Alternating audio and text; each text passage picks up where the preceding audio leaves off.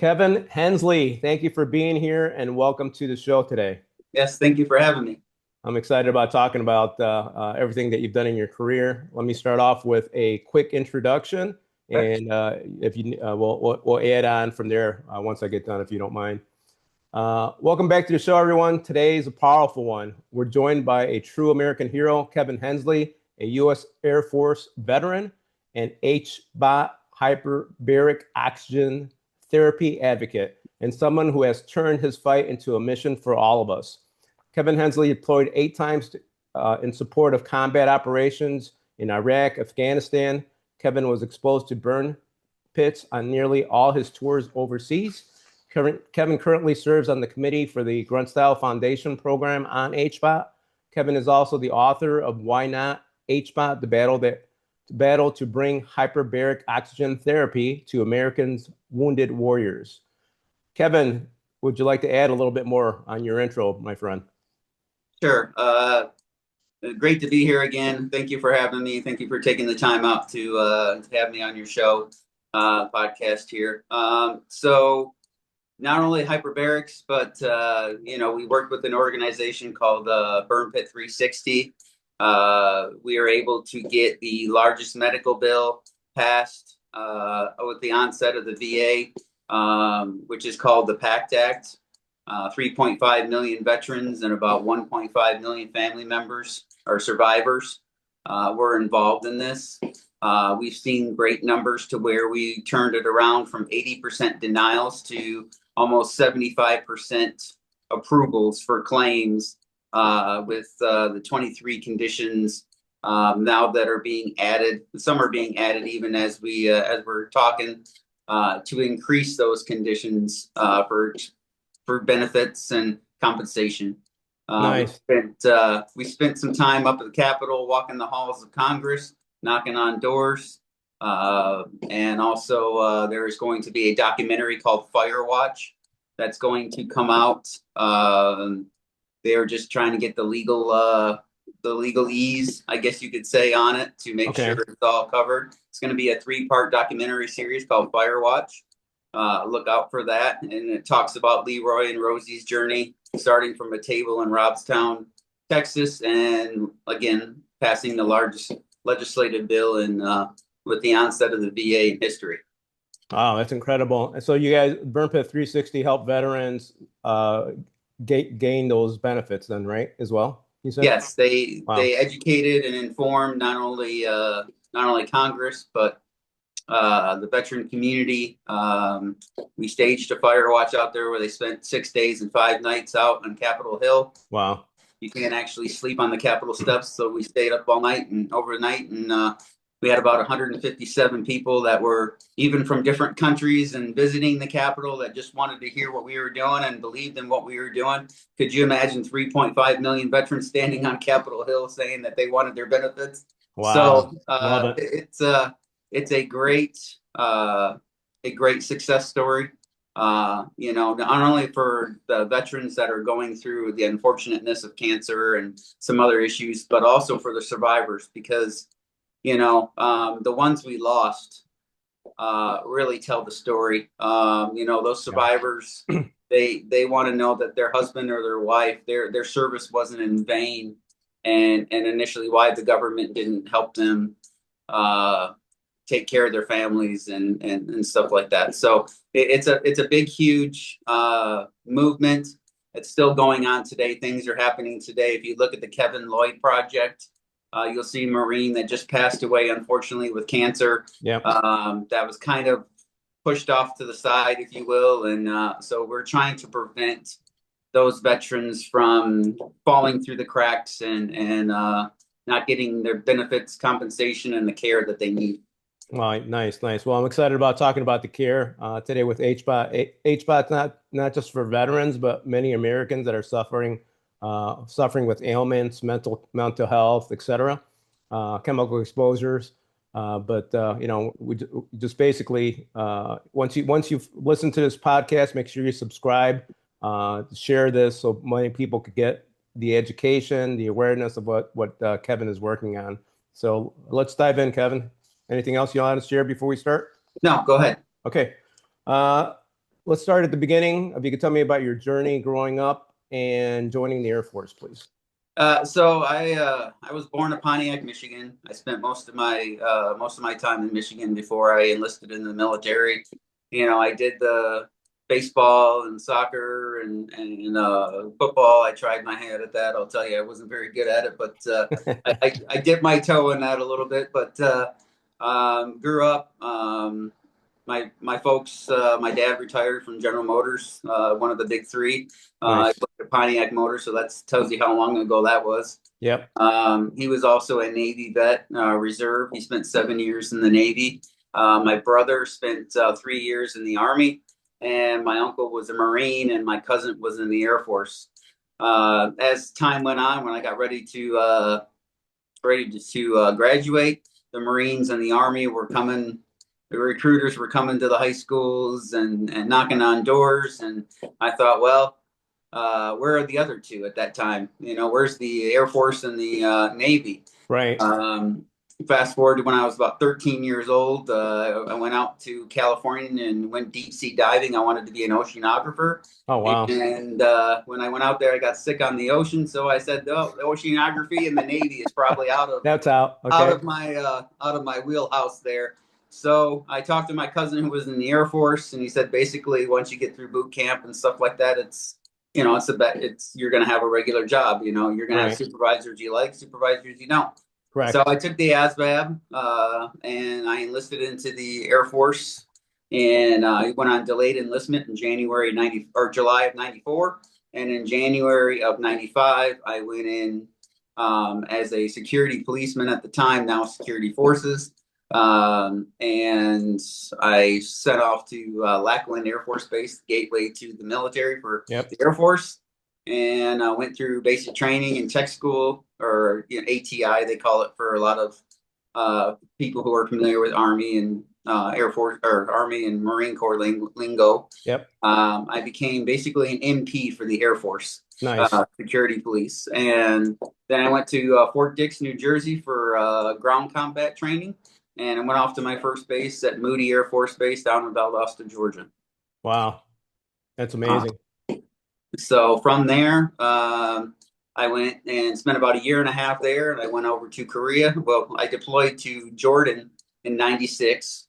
Actually, I got to before September 11th. So I was in between the Gulf War and September 11th areas. So I was what's called Operation Southern Watch. So our job was to make sure that people were doing what they should be doing when I was in Jordan. But I got a lot of experience. I got to go to Petra. I don't know if many people know where that is, but if you watch Indiana Jones and the Last Crusade, when they take the horses through the canyon area and they see that big building in the sand back there, everything else from there is computer generated, but that's the area. I got to go to the Dead Sea, and I got to also go to Moses's tomb. So a lot of historical things, a lot of religious type things that happened during that deployment. Came back from that deployment, went to, I spent a year in Osan Air Base, Korea. Okay. And from there, I went to Robbins Air Force Base in Georgia. And I started my deployments in '03. I was in Pakistan. Or I'm sorry, '98. I was in '98. I was in Saudi Arabia. I went to Riyadh, Saudi Arabia for 4 months, and then I went to Pakistan in 2003, and then I transferred over, PCS'd over to Buckley Air Force Base in Colorado. And in '06, I landed in Iraq. I went to Kirkuk Air Base in Iraq for about 6.5, almost 7 months, and then came back from that. And in '08, I went to Balad Air Base, which we're talking about burn pits and things like that. Balad had the largest burn pit. It was 10 acres. So imagine putting 8 professional football stadiums together back to back to back. Wow. And they had the largest burn pit there. They burned everything from tires to vehicles to body parts to medical waste to paint to bullets. And then they lit it all with jet fuel, and it burned 24 hours a day, 7 days a week. And the plumes were a lot larger at night than they were during the daytime because out of sight, out of mind. Was that on base or in the field? It was on base. On It base, was, they would do it as well. Holy cow. if you talk to any flyers, Wow. any pilots, you could see the base from like I had a pilot tell me that they knew where the bases were by the burn pits, so they could fly pretty good without being guided there by seeing the smoke coming from the base, and they kind of knew where the base was without having to use navigation or anything. So it's kind of crazy, but you know. Spent time there. It was down by our barracks, our area where we slept, where you worked. It was going on, like I said, 24 hours a day, 7 days a week. That's why so many people are possibly have issues with this. Over 3.5 million vets, and like I said, it's huge. So once I came back from Iraq in 08. In 2010, I went to Oman. Thumb Yep. rate Oman. Yep. Spent 6 months there. I was a flight chief, which basically meant I was in charge of security for the base during the daytime. We did a half day, half night kind of thing, so that was our schedule. So we tried to keep time with the time difference in the States as well as much as possible. From there, I went to Kuwait from 2011 to 2012. And then finally, I wrapped up with probably my most intense deployment. I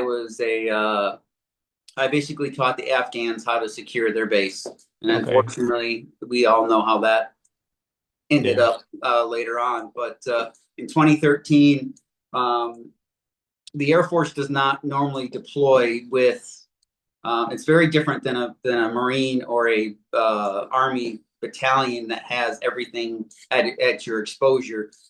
So with us Air Force being integrated, we were integrated with pilots, we were integrated with medics, we were integrated with everything that you would think normally that would happen during the deployment. We all either trained together or within a certain time period together. So when we went over there, we all pretty much knew each other. So you had enlisted with officers that were training together prior to going on this deployment in a hostile environment to train these Afghans on their particular jobs, how to be a pilot, how to be how to defend your base, how to be a medic, the whole nine yards. We were separated in that, but we all trained and we all went over there pretty much together. So wow, that's amazing. Yeah. So can you talk did you have any missions that stuck out? And then I also want to get your feedback. What were your thoughts when you saw these burn pits? But if you could talk, did you have any missions that stuck out? Just going to Afghanistan. I mean, I think that was different for me because normally as a security police or security forces, we always stuck to ourselves. Right. We would have so many cops together defending the base or doing routine security together that there was a small entity of us that we had. Everybody was a soldier. Everybody was armed. I know that's probably when you run this podcast, people in the Army are going to be like, well, that's every day for us. But it was just different for us in the Air Force. That was, the only people that had guns on an Air Force base are cops. That's it. Oh, wow. Okay. So it's not like an everyday thing for us. We're basically the Air Force's infantry, if you would call it that. The ones that have the guns that are answering the call to go to active shooters or domestic violence situations or something like that. But when in garrison or in the deployment range, we're all armed, all doing this together, all protecting ourselves in case something happens because they know that there's not enough of everybody to answer that call right away. Yeah, absolutely. Cavalry will come, but you got to be able to defend yourself a little bit too. So that stuck out to me, like I said, as a different deployment, and probably my best one just because of the networking integration and seeing how all the Air Force works and how it all comes together, how it all works as a well-oiled machine and how that machine functions on a daily basis. It's great when their team is working correctly, right? Now if we could only get it to work correctly for you guys now. What were you thinking when you saw these burn pits? Were you thinking, what are they doing? Is this crazy? I mean, I don't want to put words in your Well, mouth, but you know, I know I would have been thinking that. I was in the pre-cell phone era, Right. you know, where, you know, when they came out in the early 2000s with the flip phones and Yep. the old Blackberries and stuff like that. So I didn't have a lot of the pictures that a lot of folks do. But when I saw the burn pits, I'm like, you know, this can't be good, Right. you know. But I'm thinking to myself, well, we're here doing patrolling. We're doing, you know, we're trying to get home. You know, I guess we'll deal with that later, you You know, had another whatever that is. priority in mind. Yeah. Exactly. And then as time went on and you continuously saw these in your deployments, you're like, what is going on? You know, like what I get the intent. Our intent is to leave a small footprint when we leave. But when you're there for 20 years and these things are burning nonstop, 24 hours a day, 7 days a week, you got to come up with something else. So they had these incinerators. They had this idea in 2008 to put incinerators in to these bases so they wouldn't cause the smoke and stuff like that. I saw the incinerator sitting next to the burn pit while the burn pit was on fire because they didn't know how to maintain, operate, and, you know, it cost money to continuously, you know, get these incinerators to function. So it looked like an overgrown paperweight sitting next to the burn pit pile because they were just burning the stuff. It was easier to put it all in a pile and light it on fire than run and maintain the incinerators. Yeah, I think I mentioned this to you before we started. I can't believe that leadership didn't step up and say, "Hey, this can't be good for us." Right? I could see the initial when you guys are initially going out to deploy, this will be temporary, but when it becomes months or years, it's like, "Hey, we need to change this around for our health," right? But I don't get that. But anyway, all right. I think our leadership was more focused on making sure people got home than they were, you know, seeing the smoke from the fire. But I can't Yeah, yeah. answer for them We on can't. that. But, We won't speculate on it. right, right. I'll bite my tongue. I digress. When did you when did you start like having symptoms after you got out while you were still serving? Because you did 20 years and Right. you retired, correct? So did you Yes. see symptoms before or I after? start. I started having symptoms. I had respiratory issues. They told me it was asthma. They Okay, told me it was in my head. I was making this up. Rub some dirt on it. Grab a straw and suck it up. suck it You up. know, Yep. just you know, I'm you know, because you're worried about like in the service. You know, something happens to you. People are like, "Oh, you're malingerer. You're just acting." You know, this is not. You know, it's like the Jedi mind trick. This is not the problem that you're having.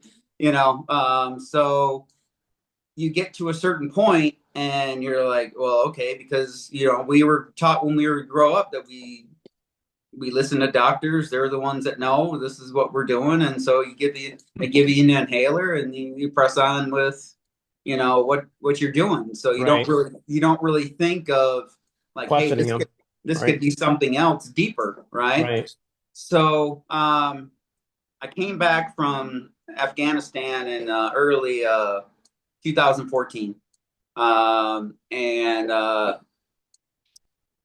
I decided that I was going to retire regardless of I had one possibility of promotion left, and I thought I was you know I was like, well, at this point I'm just going to retire. So in March of 2014, I pushed the button or just clicked the mouse to say that I want to go ahead and retire. Okay. So when you do that, it generates all the all the agencies that you need to get out start being flagged for, you know, hey, this person wants to retire, blah, blah, blah. So medical flagged you and other things flag you. And then, so I get a call from medical and they say, well,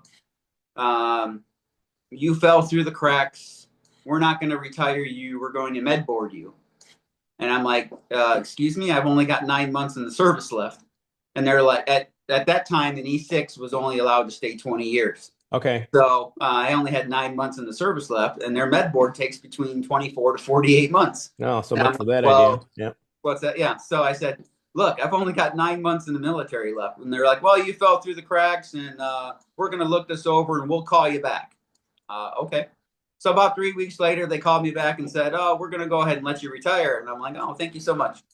Appreciate you." So, I started the process of, getting ready to retire, as far as going through the transition assistance program, where basically all it is writing your resume and trying to get you set up for jobs or whatever. But Right. again, it all depicts on where you go when you get out. If you're staying where you're at, then yeah, that might be something that you want to do. But if you're going somewhere else and retiring, you got to figure out that on your own, basically. Exactly. So, Correct.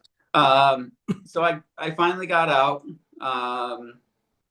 and was going through some lessons learned in life, I guess you could say. My wife had told me, and probably about the middle of 2015, she's like, "That's not asthma. I don't think that's asthma. We need to look at this more in depth, right? Right. More in depth. We need to figure out what's going on, because you shouldn't be walking upstairs or walking in front of the grocery store and like being totally exhausted, like you're a fish out of water, or something of that nature. Exactly. Yep. So I went to a pulmonologist, and I showed him we had some environmental letters from overseas, about the burn pits. I showed him all my deployments and all the history, and he said, "Man," he said, that looks like a lot, and that looks really bad, and I'm gonna have to do some research, and I'll get back to you in a year."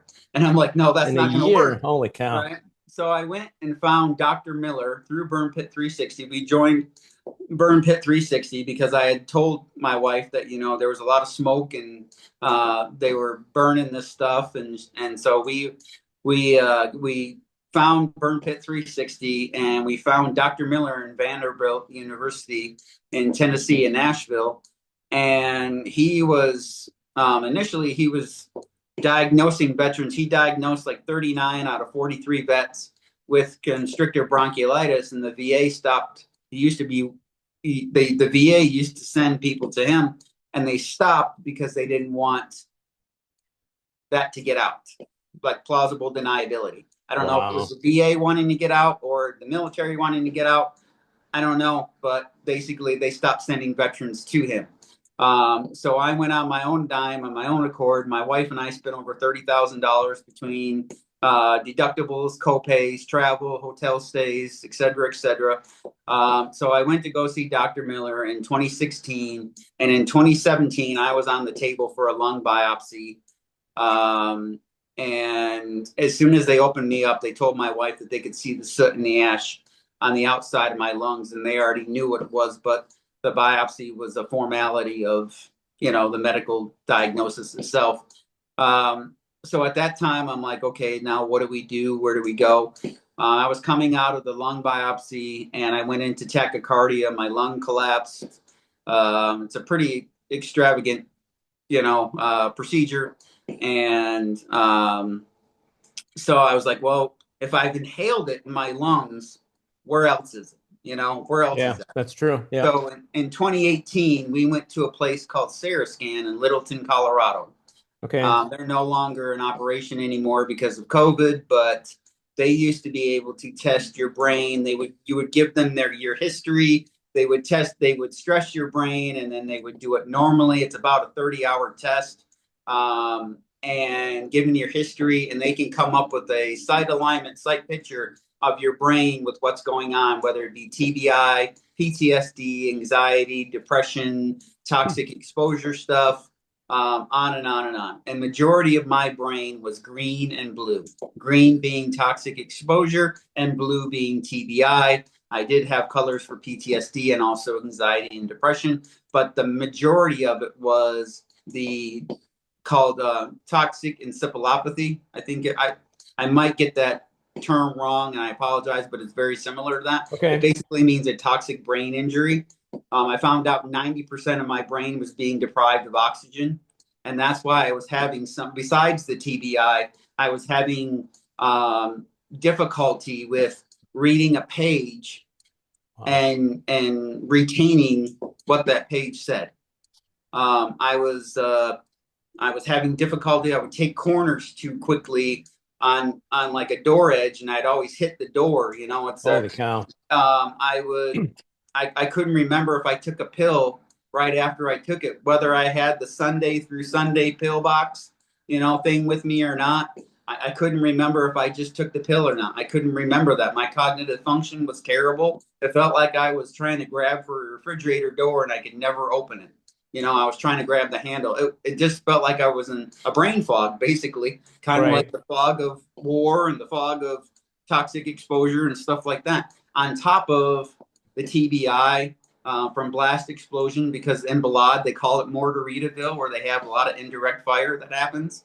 And we were in charge of finding out where those mortars were coming from and directional patterns, and whether the ordnance exploded or not. We'd have to call EOD, the bomb disposal folks, to go out there and blow up if it didn't go off, or if it did go off, the big crater or whatever hole it left, the imprint of what it left. So that was part of our jobs while we were in Iraq as well. So a lot of rattling. I was also a 50 cal gunner, big, large weapon. Yep. And we also shot like the Mark 19, which is a automatic grenade launcher. Yep.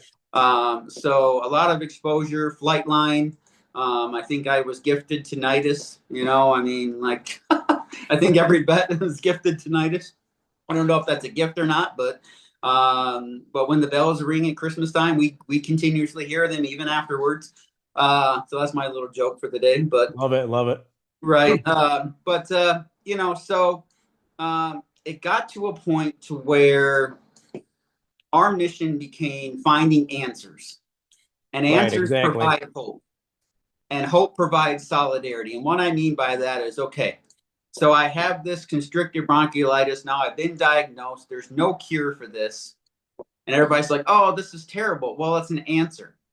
It's a way forward. It's a way to find out what we can do in the meantime to remedy this or slow it down. Or, it's like when people get diagnosed with cancer, I'm not saying it's not great, but they have a path forward. They go to radiation, they go to chemo, they go to proton therapy. They have options. That's their answer forward, instead of, I don't know why I feel this way. I'm in pain. I don't know why this is happening. I don't know why I'm not there, or whatever the case may be. They've got an answer, and that answer provides some kind of hope to what their next move is in a directional path. And then when you have like people in your situation, you bond with them in solidarity. You become a family in that treatment, in that process. So it's gathering all that information and it's putting it out there. And a lot of people don't have access to that information because before the PACT Act was passed, they were just told that this is not something, you have, and it's something else, and, and all this other stuff. And it was plausible deniability. This is not the problem you're having. And now, since the onset of the PACT Act and that being approved, now, like I said, 80% was being denied claims for any kind of toxic exposure up until August 10th of 2022, when the president signed it into law, the PACT Act into law. And now it's almost 75% claim rating approvals. I can send you the dashboard. You can go on the VA's website. They'll see a PACT Act dashboard where you can see that I think there's over 2.7 million veterans who've now been early screened or screened right away once they come out, to if they've been exposed to toxins, whether it be Camp Lejeune, whether it be Iraq, Afghanistan, surrounding areas. So the ball is moving in a good direction down the court, down the field. And we still have a lot of work to do, but it's a whole lot better than what it was before, by being denied and told that, your problems didn't exist, and you start to doubt yourself. Right, exactly. Right. You start to feel like you don't know what's going on anymore. So what really amazed me is when you went to a normal doctor and he said he had to research for a year, which is ironic. I thought it was all on the VA side, but it's just education, getting the word out for everyone, which is pretty ironic. So, so obviously you got involved with BurnPit 360. Are they the ones that told you about HBOT? Yes. we got an opportunity. They were renting a house in Arizona. Okay. They were sending a couple veterans to Arizona, to Tucson, Arizona, to North Star Hyperbarics and Neurology. And I got an opportunity in September of 2021 to go down to Arizona. So I traveled about 2,100 miles from Michigan to Arizona. I drove out there, and I figured, why not, right? There's no surgery, there's no needles, there's no side effects. No, well, I wouldn't say side effects, but there's no like drastic things. I don't have to get shots. I don't have to have surgery. Okay. I don't have to have, needles. So I figured out, why not? Why not try it?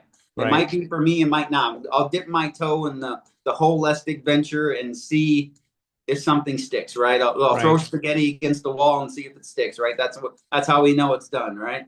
So I drive out there. I talk to the neurologist. The protocol initially is 40 dives, 40 sessions of hyperbaric oxygen therapy, 2 times a day, Monday through Friday, with 4 hours in between.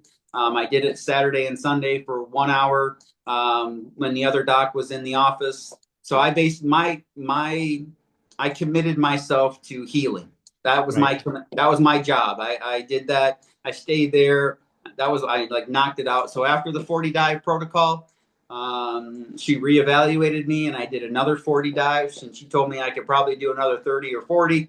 But I was like, at this point, I did 80 dives. I was able to start reading inside the chamber.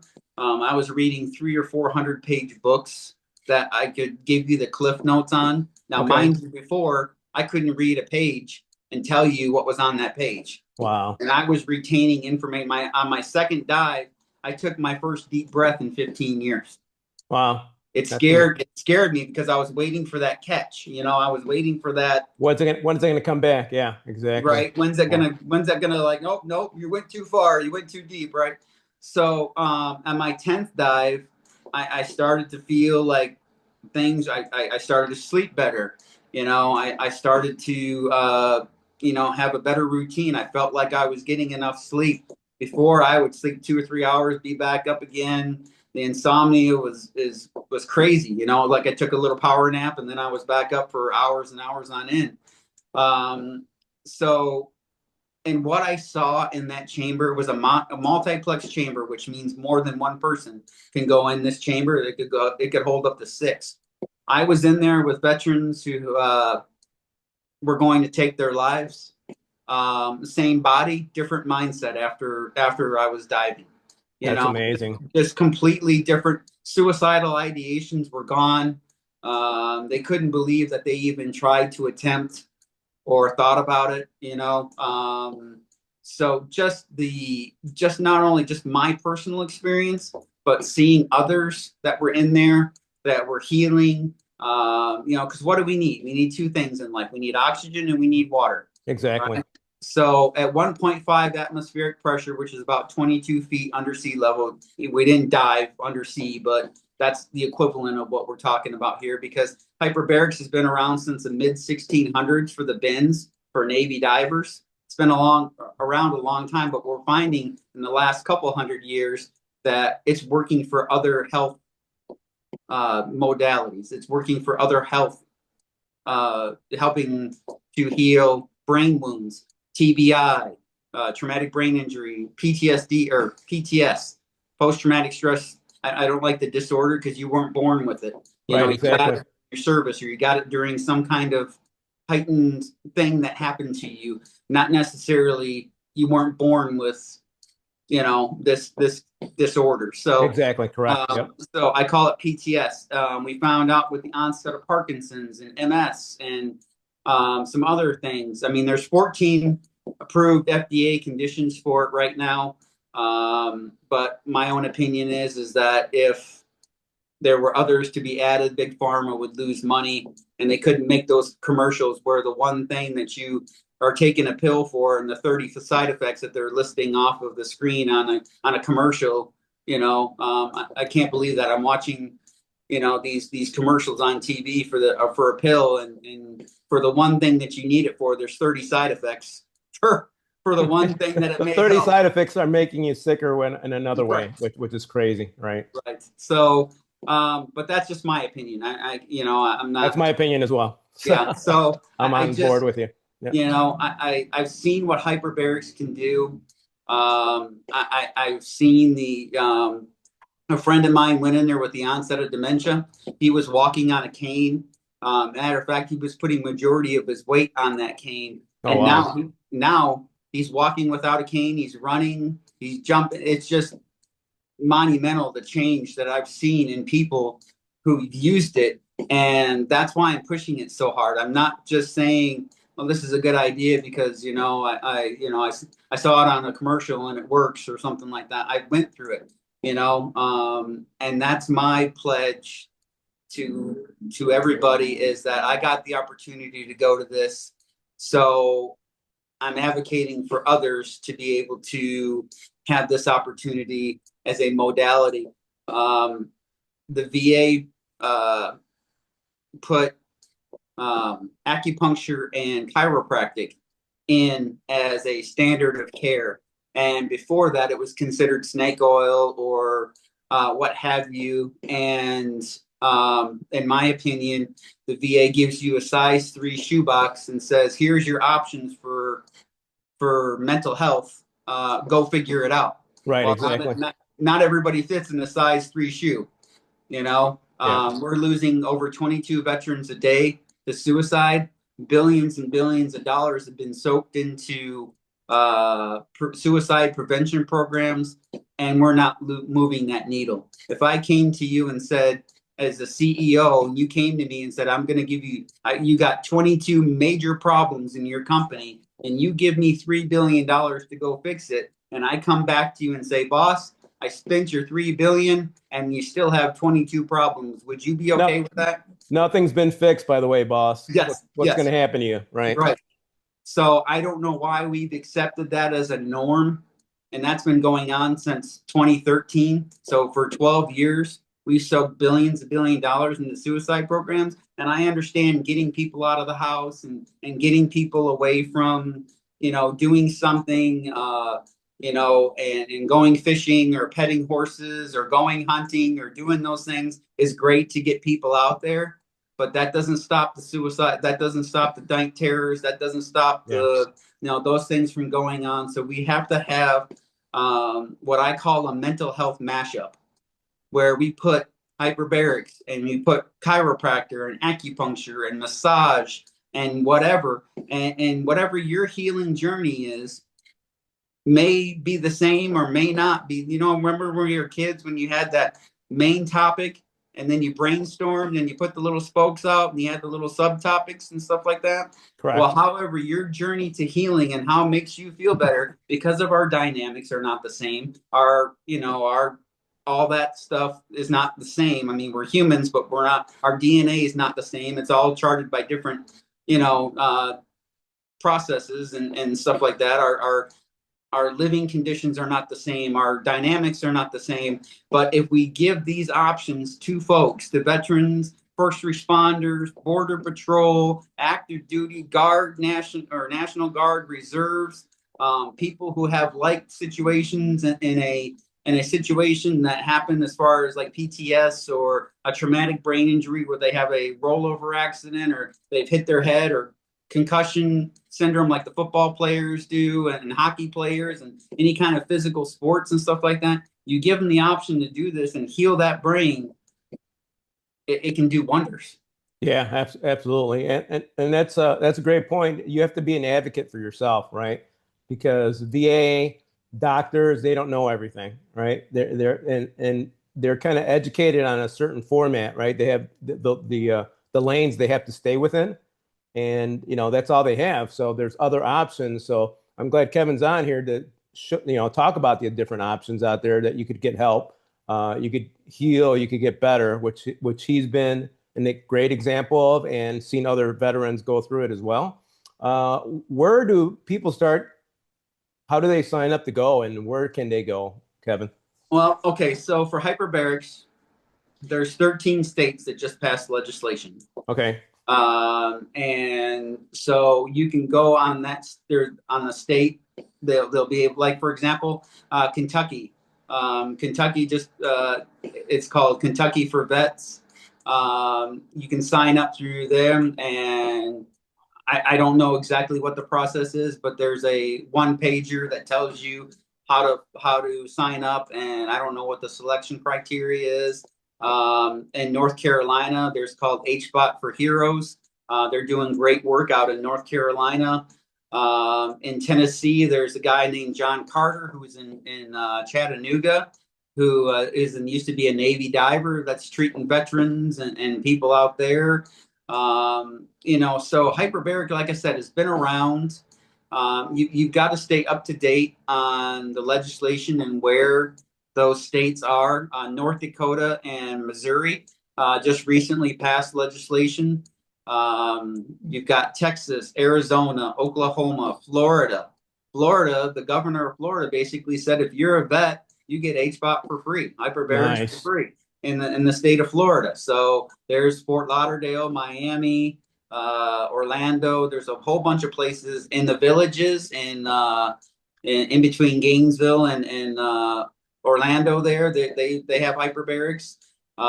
So there's many options. There's options there. There's other states that are coming online right now to pass legislation. I know New York, Oregon, and Michigan are close to passing legislation for at least a pilot program, if not getting it to be a standard of care in Michigan. And we would love to be able to have the VA say, we're going to approve this as a standard of care, and I'm out of a mission. Right, exactly. Right. And that would be great. I would love to have that as a standard of care, and the VA adopt that, so that way everybody else can see if hyperbarics is good for them, will it work for them? Because like I said, not everything works for everybody. I mean, like, you could go into a hyperbaric chamber and you could have sinus infection and ear canal issues, and you might not be a good candidate for hyperbarics because you don't want to destroy your eardrum with the pressure and stuff like that. So that's kind of one of the, I wouldn't say side effects, but you got to kind of figure out, it's no different than going in an airplane at 30,000 feet and your ears are popping and stuff like that. So it may, people may have a problem with, with those kind of things, but that's very mild compared to other things that they could be, side effects of. So the VA doesn't approve it, but some states, you could probably use your insurance with it, right? Is that what you're saying? It's insurance based on some of it, or they also have grants. Like Indiana has a grant. Okay. Like I said, Kentucky has a grant. So it's just renewing those grant monies. Is it expensive if you just go on your own? Well, it's about $200 to $250 a dive, and some places offer discounts and stuff like that. Okay. So if you're doing Dr. Paul Hart, which is kind of like the godfather of HBOT down in Louisiana, he set up the initial 40 dive protocol, because that's when the blood-brain barrier, or the BBB, and your tissues are regenerating, your red blood cells and your tissues start to heal and regenerate in your brain. So that's the minimum protocol. So if you look at that at $250 a dive, that's 10 grand. Got it. So some people may be able to afford that. Some people might not. But what I'm concerned about mostly is the New Year's resolution hyperbaric folks.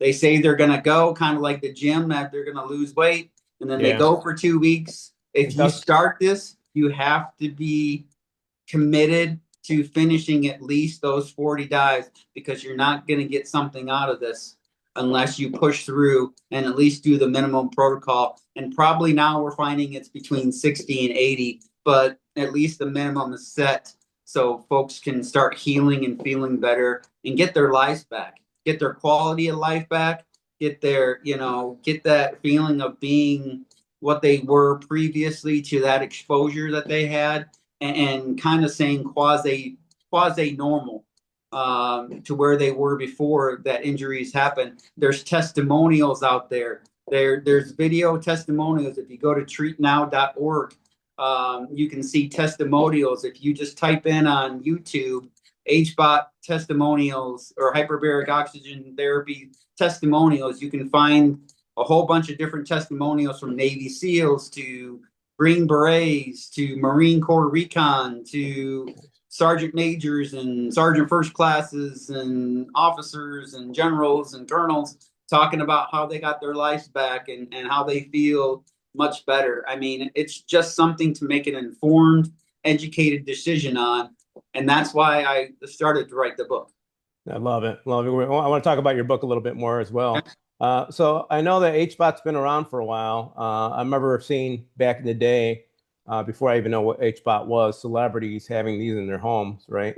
And I know that Navy divers, like you said, were using it before that, and that's why they call it dives, right? Instead of sessions. Okay, because Navy divers using it back in the day. So people could probably rent these and buy these as well, correct? They can. They can buy a soft shell chamber, which just gives you about the same effect. What's that? Will that give them the same effect? Well, it can't hurt. You know, the only difference is that in a soft shell chamber, you're using an oxygen concentrator versus a hard shell chamber with a neurologist or an MD. You're getting 100% medical grade oxygen. Got it. So okay. That's the only difference. But again, so it's not going to be the same caliber then. Okay. Yes, but something is better than nothing. Got it. Got it. You might have to dive more, or you might have to dive longer. Instead of an hour, you might have to do an hour and a half. Instead of 40 dives, you might have to do 65 to 80 dives to feel the same effect as it would be for a hard shell chamber. Again, it depends on your makeup, the extent of your injuries, how many wounds you may have, how many blast or TBI, severe, moderate, mild, whatever TBI you may have, or PTS, and the goal is to just get you to feel better, feel like you're, like I said, quasi-normal, to where you can feel like you can be back as a member of society. I mean, this has a lot of benefits to putting people back to, feeling like they are a part of society by going back to work or functioning and continuing to function and understand what's wrong with them and know that it's okay to, that you're not alone and that you're on this journey together, and there's some answers and that can provide hope. And like I said, you start seeing these two folks at your, that are going to HBOT treatments, and you start seeing them over and over again. Now you feel like you're, hey, I saw you last week, or, now that solidarity is building because you know why they're there. You understand what's going on, and you're all connected in that healing journey. I love it. Yeah. The thing I love about what you did, Kevin, is you're a gung-ho about getting better, right? Yeah. And that's the mindset you need to have.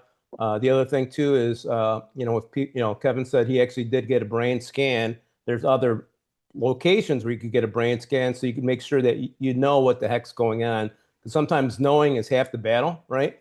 Of what's going on. And if you see it, it's like, oh man, all these other doctors were wrong, right? So, find some brain scan locations. I'm sure there's some around the U.S. and start finding a location to go get some of these dives as well. So tell us a little bit about your book, Kevin.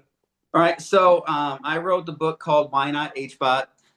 The reason why I kind of alluded to a little bit when I went out for my healing journey is why not?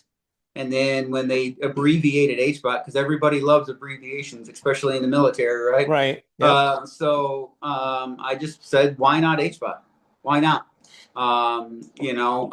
So I wrote this book. It's very small. I mean, it's not very compared to perfect for veterans, by the way. Compared to your average size book, it's very small. I love it. Right? It's handheld. It's like a little manual. I love it. I got the idea from the black book from when you go to trade in your car, and the car dealers pull out that little black book that says your option is your trade-in option's only worth $50 when it says on KVV it's worth $100. Right. So it's a small book. It's got some stories in it of veterans, males, females, caregivers who have experienced HBOT. And then what we did was, instead of making this book so large, we put in QR codes. Nice. So that Okay. way, when you can scan the QR code, and then that information automatically updates when they update. So this I is love not, it. and it's kind of like your cell phone. When you go buy your cell phone, and your technology is already outdated by the time you go buy it Yeah, with that's new true. technology that's coming. Right. So this is continuously updating. And then what I did on the very back is it takes you to a Facebook page that I update all the time for new stuff. Oh, love it. So with podcast information, with legislation that happens, whether on the federal or the state side, with clinics that are opening up. There's a new clinic getting ready to open up in Alaska and Anchorage. So we're excited about that. There's organizations that support HBOT in here that you can run your QR codes through. There's evidence-based, peer-read review articles in here. So that way you can make an informed, educated decision, whether you're the veteran, the family member, the caregiver, a decision or policymaker, and you can put this in your pocket, or you can put this in your purse or your bag. That's a great idea. I love if it. you're wearing a hoodie, I can put this right inside my little front pocket here in my hoodie. And I'm free-handed, I'm done, so It's available on Amazon, right? it's available on Amazon, Barnes and Noble, Books a Million, wherever books are sold. Okay. It's the Kindle version, and the Kindle version gives you the links that you can click on. For those of you that like Kindle, some of you like the soft covers. That's why we put this out here. And the quote on the back is, "Oxygen is the most powerful drug that we never think of as a drug." Wow. There you go. So, and that's from Dr. Philip James. I love So, it. but Awesome. I'm gonna definitely get that. So I appreciate that. I remember people even using the chambers to look younger, right? yes, a lot of folks say the anti-aging thing. That's what they sell in the villages down in Florida. Okay. If you put in so much money, I don't have a lot of history or a lot of evidence on aging, so I don't talk a lot about that. Yeah, I don't talk about I've that. heard celebrities were doing that back in the day. That's what I remember in the back of my mind. It's like I remember celebrities using that. Hey, we got to try to look younger. So, well, speaking of celebrities, LeBron James, okay. Michael Phelps. Oh, nice. The lady that was did Jeopardy. She was on the Big Bang Theory, or I can't remember her name. Yeah. She does hyperbarics. Mel Gibson did hyperbarics. Aaron Rodgers did hyperbarics. So there's a lot of sports and celebrities that use hyperbarics in healing, whether it be for anti-aging or a sports injury to help heal faster. So there's a lot of, I wish we could get a celebrity out there to kind of put a face like we did with Jon Stewart, who helped us with the toxic exposure thing, because he was working with the first responders from 9/11 down at the Twin Towers when they went down, unfortunately. Wow. He was working to get legislation passed for them, and then he helped the veterans as well get the PACT Act passed. But, it shouldn't take a celebrity. Right, exactly. I just wanted to put that out there for people to know that it's been around a while, right? Yes. And to be, it's nothing like you were saying, give it a shot, but be consistent with it, right? And yes. As far as consistent, do you still do dives yourself now? I do have a soft shell chamber. Okay. I every once in a while when I'm not feeling good or I've got an injury that has happened to me, I'll get in the chamber and just go in there and lay down and but again, like I said, it's 1.3, but something's better than nothing, Yeah. If you're like in a rural place or whatever, that'd be perfect for you, right? Yep.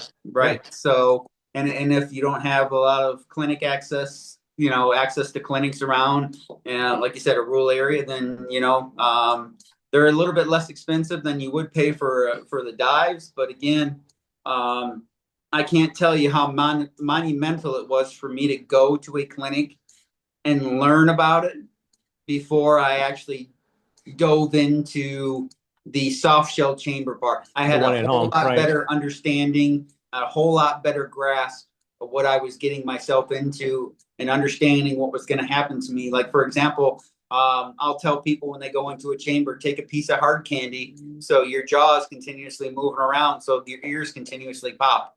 If you've got a mask on, you can't chew gum because then you'll break the seal of the mask and it does you no good. So take hard candy in there, pop it in your mouth before you put the mask on.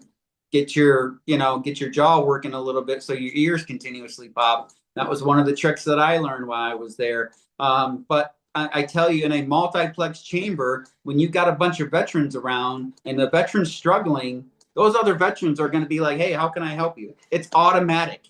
It's automatic. We do it without even thinking about it, and even if regular, civilians are in there that are treating and stuff like that, we are wanting to help, and sometimes they kind of get weird about that, but you get what I'm saying. So the tendency is to try to help, and that's what we're doing. First responders, you don't hear about first responders as much. You don't hear about Border Patrol as much. In Michigan and other states, you have incidences where Border Patrol, it might help some people on the Border Patrol. It might help Coast Guard. It might help, it can help a mirror of people if they have these conditions. And that's what it all is. It's about your healing journey. It's about how you're going to get back something that you felt like you've lost in a brain injury or PTS or some cognitive function issues. And if it makes you feel better, if it helps you function and extend your quality of life or extend your life, then why not? Absolutely, 100%. You got to have faith in the process, right? That's going to work out. And that's another thing we spoke about a little bit before we started. How important has faith been in your life, Kevin, for moving forward? I was a non-denominational. I went to a non-denominational church when I was growing up, and I had some issues at the non-denominational church. But as I went through the military, I questioned my faith a lot. I questioned why are 12 to 15-year-olds being recruited by Al Qaeda and ISIS to hurt people and beheadings, and just a myriad of war in general and stuff like that. But I started to understand the process. And really, my faith turned when I was at the beginning of salvation in the Bible, where the Tigris and Euphrates River connected, and that is Baghdad, Iraq. Yep. And just to put that into something that you've never experienced when you're reading the Bible and you're talking about Moses's tomb that I got to experience. You're talking about the beginning of the Bible at the Tigris and Euphrates River, and those are the places that you've been. It's very spiritual. It's very, it kind of grabs you and it gives you that audible pause, like, hey, what's going on? So I share that. I share, I believe, and I don't try to push or try to, push anybody into a certain, I've got my own challenges. I'm still learning. I'm still evolving. I'm trying to get better. But I always said this, when you're on the right side of right, you're never wrong. 100%. Yeah, I'm the same way. I love talking about it because most people that I've had on here, Kevin, some people that were not believers became believers. Another gentleman I just had on, I saw another podcast before, he was on like a year before and he wasn't. And I was talking to him, he goes, yeah, Dave, I just became a believer, which is pretty cool. So, I just encourage people to learn more about that as well, right? Because that's actually been able to give at least myself, a lot of peace. We all go through challenges, ups and downs. There's a lot of veterans that are looking to take their lives. I've seen people where it turns them around. But again, always be an advocate for yourself. Find therapies that work. If like Kevin was saying earlier, if you had millions or billions of dollars trying to fix a problem and they can't fix it, that's you probably want to look somewhere else to find those solutions. So thank you for talking about that. I appreciate that. So you're also a co-chair for HBOT on Grunt Style, right? Yes, the Grunt Style Foundation. Is that We the have, sweatshirt you're wearing? what's that? Are you wearing a grunt style I sweatshirt? am. I That's am. what I thought. Yeah, I saw that. Yeah, I love Right. it. This, my issued hoodie here. This is there, but I've been working with the Grunt Style Foundation for about 3 or 4 years now. We actually kind of co-mingled together with Burn Pit 360. So we kind of met during the Burn Pit 360, you know, advocacy, and Okay. it's kind of expanded into the HBOT and other health healing modalities. They do with psychedelics, and they do with ayahuasca treatments and therapies, and some plant-based medicine type stuff, and the triangular compass, accountability for yourself, accountability for what you're doing and how you're doing it and where you're at, and so a lot of reflection there, just like you would when on your healing journeys. You do a lot of reflection when things aren't always going right, or when things are good. You do a lot of reflection. So um, we've given out 12 or 15 soft shell hyperbaric chambers Oh to wow. veterans throughout the U.S. Okay. We've kind of refocused our direction into the statewide and federal advocacy, because of the fact that, like I said, I'm hoping that the VA makes this a standard of care. Yeah, If I, absolutely. if they do 100%. that, then I no longer have to push for the advocacy for HBOT, because it's happening. Now it's just a matter of educating folks to say, hey, this is part of the VA. If the VA did that, this is part of your state. This state's doing it. This state's doing it. So it might be in. And another reason why I wrote the book is one of my family members is 100% for PTS. 60 miles down the road is an HBOT facility that would be more than willing, to help him through his recovery and journey. Okay. Kind of like, a stone's throw away or your back door, right? Right, How many right. people, how many people don't know where these facilities are that could be right across the street, or could, not literally across the street, but you know what I'm saying. Might be 15, 20 minutes at the most, right? Yeah. Exactly. So that was another reason why I did that. And so that way they could say, hey, I'm making an informed decision. Not only do I want to think about this, but I want to go to a place to see what they say. Would I be a candidate for this? They take it that next step further, and it might be down the road from them. It might be 20, 30 miles away that they normally go to Walmart on a 20 or 30-minute drive. And it could be the same proximity to them as going to the grocery store. So again, having access, knowing where those locations are, and seeing what you can be able to do, and finding out if your state is one of those 13 states currently that passed legislation. I know there's at least 3 to 8 states in 2026 that'll be on board for pushing legislation. So we got to get loud. We got to get out there. We got to get our voices heard. If you want this as a modality or a therapy, please, let your legislators know. Contact your state reps, contact your federal reps in your districts. There's a difference between the state reps and your U.S. congressional delegates and the federal. A lot of people don't know there's a difference between those two, one on the federal side and one on the state side. There's both a representative in your state and a senator in your state, and there's also a senator and a representative on the federal side. So if you really believe this is something that we should be doing, contact your reps. They are recorded when you call. So Nice. there'll be a recording of that call on your federal side, and get out to your legislators. And if you need help, I'll be more than happy to provide information. Go to the grunstyle.foundation.org under HBOT, under HBOT. Learn about our task force and what we're doing. And like I said, there's other places like treatnow.org that has locations throughout the states, but they're not being updated as much or frequently. But there's also little drops and I wouldn't say editorials, but there are some information out there about different HBOT stuff, and what it can do for you and how it can help you.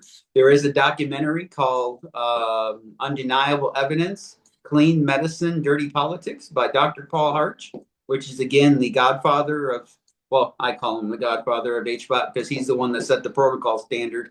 Okay. So he is for PTSD and TBI and veterans. So watch that documentary, get educated on it. If it works for you and it's something you want to try, great. If it's not something you want to try, no harm, no foul. Yeah, there's other modalities out there, but I love this one. Like you said, a lot of advantages to it. And if you have issues, reach out to Kevin. I'm sure you said you got a Facebook group as well, right? So Yes, I'm sure you're probably, Why Not HBOT? why not HBOT? Okay, Yep. so you ping him on there as well. Definitely encourage you guys to donate to Burn Pit 360 and Grunt Style, right? I'm sure they need help. More funds will help more veterans as well, which is pretty cool. So thank you for that. From your perspective, what's the biggest misconception people have about veteran healing, especially when it comes down to like brain injury and burn pits? You know, everybody says, well, you guys get medical care once you get out. Right. Right. If your conditions are not recognized, yeah, you don't get it. Care, you know. So it's something that and the medical care is not the right one within the VA, as we just talked about this whole podcast, right? Right. So you know, that those are a lot of the misconceptions, that you get free healthcare for the rest of your life. Yeah, that's great, but if you're having ailments that they are not recognizable, then, or they don't recognize by legislation or by something in the VA, then you know, you don't get it. So that's when I had to go out and use my own money out of my own pocket for copays and deductibles and get the scans and get those answers. Because if I would have taken the VA at their word up until 2022, they would have just told me I had asthma. Right. You know, so but I'm not trying to find something that isn't there either. I'm just trying to get answers. And those answers might be that it might just be asthma. And that's okay. But I ruled out. But at least you know. Yeah, exactly. I ruled out those other things. Or it's more than asthma, and I'm ruling in what else it could be. You know, those are the kind of things that we need to find out, is that, you know, doctors are human. You know, I have more respect for doctors, in my own opinion, if they say, you know what, I don't know what your problems are, but we are going to find out together, because I've never heard of this, or this is something that they don't teach in medical school, that we are going to get to the bottom of. I would have more respect for a doctor to say that than just say, well, you know, it's probably this and that, and let me open the book and say, oh, let me put my finger on it. Oh, it's right there. It's there. That's what it is. You know, but that's just my opinion. So again, you got to be your own advocate. You got to be your own doctor sometimes. You got to be your own lawyer at sometimes. But, you know, if it is what it is, then what are your next steps? If it's not that and it's something else, what are your next steps? Don't just stop because, you know, you felt something, or, you know, you're having these issues. If you feel like there's something else, find out and rule it in or rule it out. And there's nothing wrong with doing that. Nothing wrong with doing that. It might be exactly what the doctor said, and that's okay. Or it might not be. And it might save your life with early prevention or early screenings. Excuse me, early screenings, to where, you know, my father had prostate cancer. He found it early. They used proton therapy, and they've got it down to like a, you know, I don't know what. Wow, thank God. Yeah, small amount. Yeah, but they caught it, right? So those screenings are crucial. You know, if you feel something's not right, you know, it's your body, it's your health. You know yourself better than anybody else. And your wife. Not right. Thank God for your wife encouraging you. And your wife. Thank God for your wife encouraging you as well. Yes. Yeah, that was a nice swift kick in the you know what for that. But you know, the grumpy old vets that we are, that, oh, it's all right, I'll just rub some dirt on it and be okay. Right, exactly. We'll be fine. We'll be fine. Right. All right. We're almost wrapped up here, brother. Thank you so much for being on. What's one last message you want our listeners? I think you kind of gave a great message a minute ago. Is there any other message you'd like to close out with before we wrap up? No, I just thank you for the opportunity here. It is the holiday season. I know the Army has decided that they're going to have their leaders call their troops and their their folks to make sure during the holiday season that they're good point. they're doing okay and they're still around. Use 988 if you're having thoughts or feelings that are not going right and things are not working out for you. Use your battle buddy. It's okay not to be okay, but we would rather have you here and hear your story than we would being at your funeral.